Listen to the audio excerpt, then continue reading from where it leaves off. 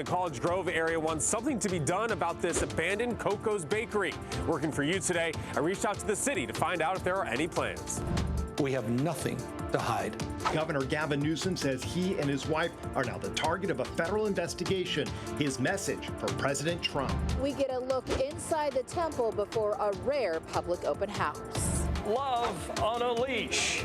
Pet therapy with a smile.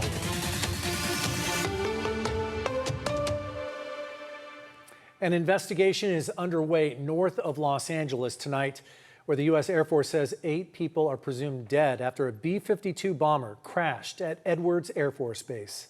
Good evening, and thank you for joining us. I'm Carlo Cicchetto. And I'm Anna Laurel. The U.S. Air Force says a Boeing B-52 Stratofortress was taking part in a routine test mission at the base when it crashed shortly after takeoff earlier today.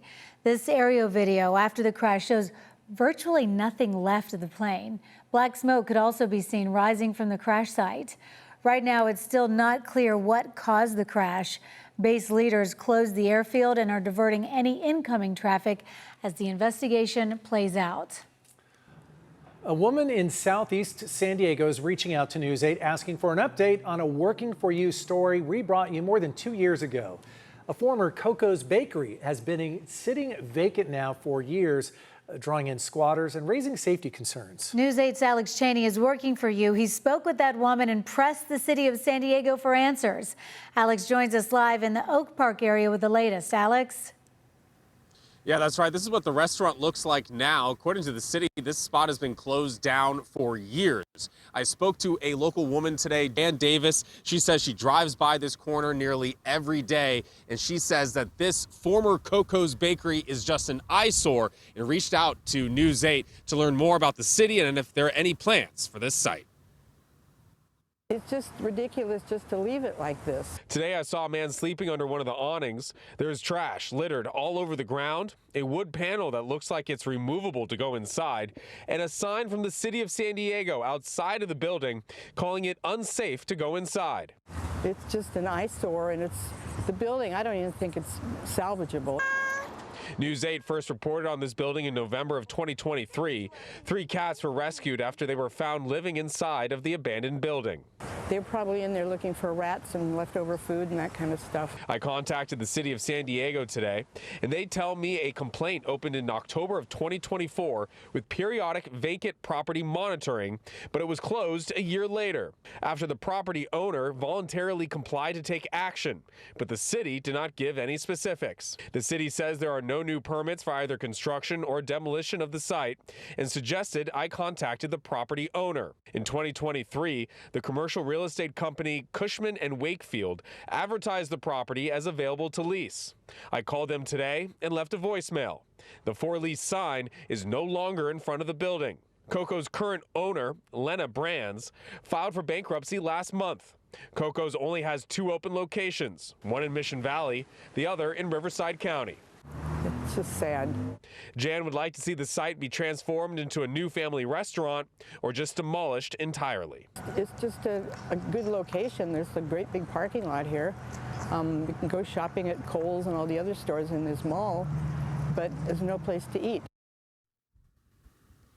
Now, I did reach out to Coco's corporate today. They did not return my phone call. Now, I showed you that unsafe building sign just in front of the Coco's here. It is valid through August 13th. So it's yet to be seen if the city is going to come back out and maybe update that, or the owner of the property is going to come back and make a decision on what to do. And you can understand the concern watching there, Alex. It appeared that somebody was entering that vacant building during the first part of your live hit in this show. Yeah, Carlo, he's been asleep there pretty much all afternoon as soon as we got here. There's also a yellow jug next to him as well, and I don't think it's lemonade. Don't think we need to know more about that. Alex Cheney reporting live. You can understand the concerns in that neighborhood. Thanks, Alex. And remember, if there's something you would like us to look into, you can email us at workingforyou@cbs8.com. Tonight, a major escalation in the political fight between Governor Gavin Newsom and President Trump. Newsom is accusing the president of ordering the Justice Department to investigate him and his family. The governor announced the investigation on social media and had a stern message for the president.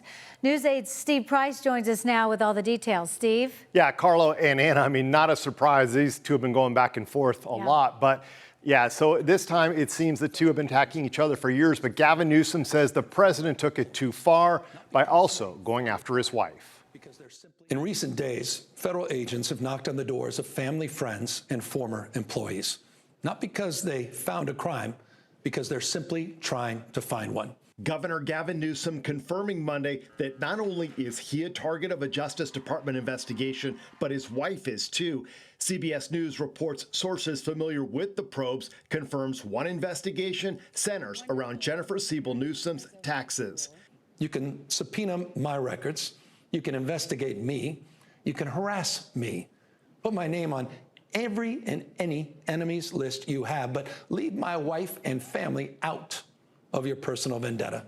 President Trump is in France right now for the G7 summit and hasn't commented publicly on Newsom's claims. Meanwhile, in Washington, D.C. this afternoon, Attorney General nominee Todd Blanche declined to answer questions on that topic. The president tell you to investigate Gavin Newsom? General Blanche, can you at least confirm that this investigation is happening? Newsom believes he's being targeted because he's considering running for president and that anyone who challenges President Trump has, quote, ended up on his hit list. Donald Trump picked the wrong target. We have nothing to hide. His political operatives can take every record and read every page, but they'll be looking in the wrong place. Because if they really want to find corruption, look no further than 1600 Pennsylvania Avenue. By the way, I did email and call a White House spokesperson for a comment. I am still waiting to hear back, but it definitely seems like Gavin Newsom is trying to get ahead of this by going public with it. And in fact, he actually emailed supporters today asking for funds to help with his legal fund on this as well. I was going to say, this is an easy way for him to raise money for that presidential bid, right? Yeah, certainly a lot of awareness about what's going on. And yeah, he wants to set the tone and the narrative of what's going on before it comes out federally. You can understand there's probably some genuine concern from there too, Absolutely. But it's also an opportunity to get a lot of attention, whatever his future political aspirations may be. Getting his name out there again. Yeah. Thanks, Steve. Sure. And you can stay with News 8 for any developments on this story. We'll have any updates posted on CBS8.com. You can also follow us on social media or download our free CBS 8 app. We're now in day 16 of the Larry Millete murder trial. And today, Larry's former boss from the Naval Hospital took the witness stand.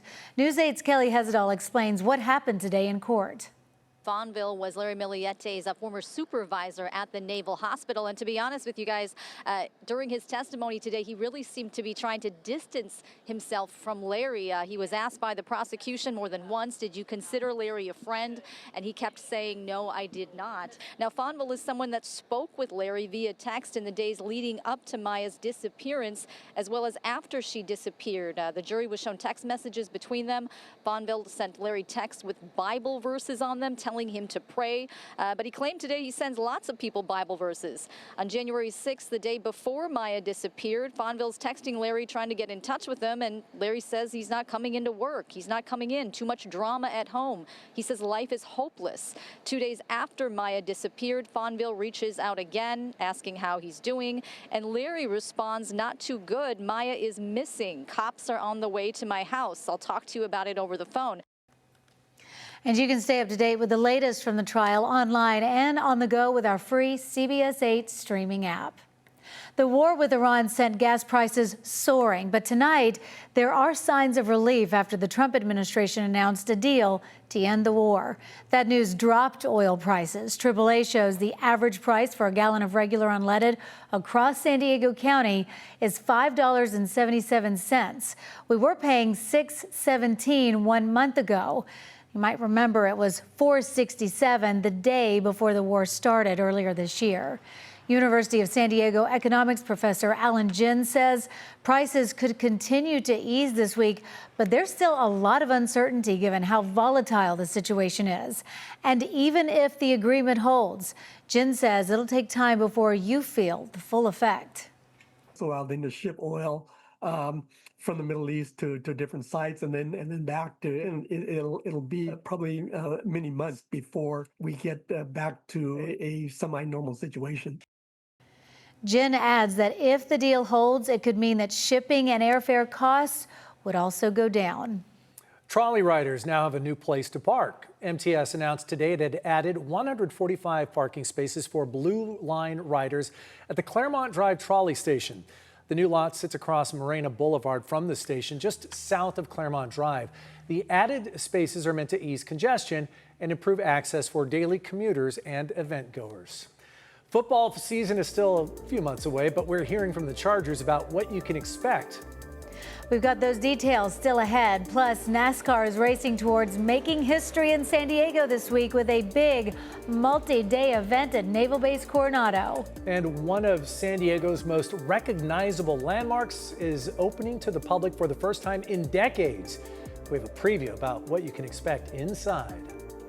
And a very happy Monday to you. It was hot out there. We are expecting one more warm and windy day. Then we are going to have a slight cool down with more cloud coverage in our forecast. We also do have a warning to tell you about if you're headed to the beach.